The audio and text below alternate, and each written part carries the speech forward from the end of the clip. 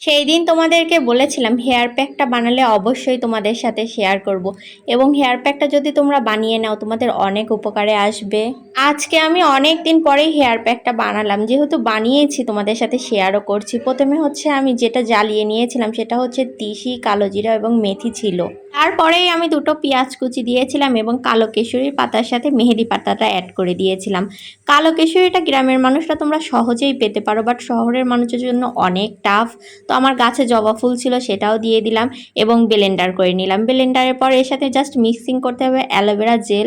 গাছে যদিও অ্যালোভেরা ছিল, বাট আলসেমো করে আমি জেলটাই ইউজ করলাম এবং আমার প্রিয় ভাটিকা তেল। আমি তেল ভাটিকা ছাড়া অন্য কিছু ইউজ করি না। এই কয়টা জিনিস ব্যবহার করলে অনেক উপকার পাবে। তারপরেও যদি তোমরা কোনো কিছু অ্যাড করতে চাও অ্যাড করতে পারো, অনেক ভালো কাজ করবে। যাই হোক, আমি তোমাদের জন্য চাচ্ছি হেয়ার প্যাক বানাবো, কিন্তু আমি তো এতটাও কর্মঠ না। I am joking. তোমরা কিন্তু হেয়ার প্যাকটার ভিডিও চেয়েছিলে, নাও দিয়ে দিলাম। এবার তোমরা ব্যবহার করে দেখো রেজাল্ট কেমন আসে। যাই হোক, আজকের মতো এইটুকুই। Thank you for watching. আল্লাহ হাফেজ। সবাই ব্যবহার করে অবশ্যই জানাবে কেমন ছিল।